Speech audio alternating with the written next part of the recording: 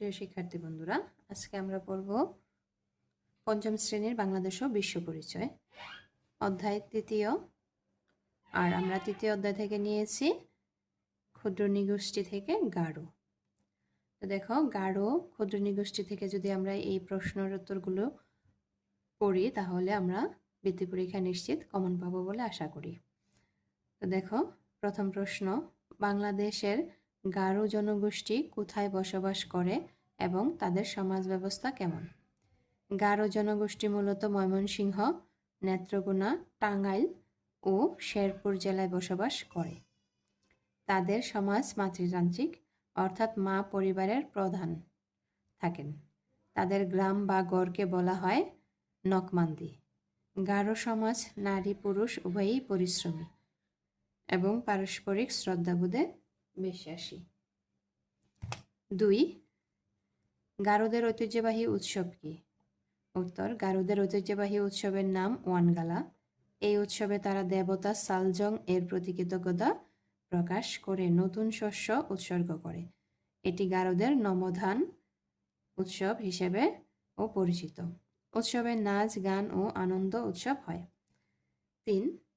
তোমার একজন সহপাঠীর নিজস্ব ভাষার নাম আচিক। সে কোন নৃগোষ্ঠীর সদস্য? তাদের ধর্মীয় বিশ্বাস সম্পর্কে 2টি বাক্য লেখো।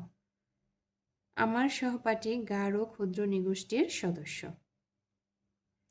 আমার সহপাঠী বা গারোদের ধর্মীয় বিশ্বাস সম্পর্কে 2টি বাক্য হলো, গারোদের আদি ধর্মের নাম সাংসারেক। বর্তমানে বেশিরভাগ গারো খ্রিস্ট ধর্মাবলম্বী।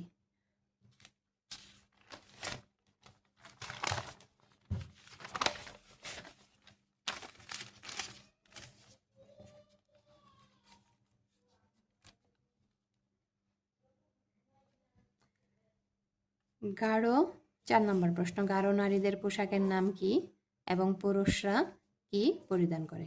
গারো নারীরা দগবান্দা ও দগ শাড়ি নামক ঐতিহ্যবাহী পোশাক পরিধান করে। পুরুষেরা সাধারণত শার্ট, গেঞ্জি, লুঙ্গি বা ধুতি পরে। এখন দেখো, আমরা রচনামূলক প্রশ্ন বা বর্ণনামূলক প্রশ্ন নিয়েছি একটা। 1. গারো জনগোষ্ঠীর সাংস্কৃতিক বৈশিষ্ট্য লেখো 6টি বাক্যে। 1. গারো সমাজ মাতৃতান্ত্রিক। গারোদের আদি ধর্ম সাংসারিক। গারোদের ভাষার নাম আচিক। 4. গারো নারীরা দগবান্দা ও দগ শাড়ি নামক ঐতিহ্যবাহী পোশাক পরেন এবং পুরুষরা লুঙ্গি, শার্ট, গেঞ্জি ইত্যাদি পরেন।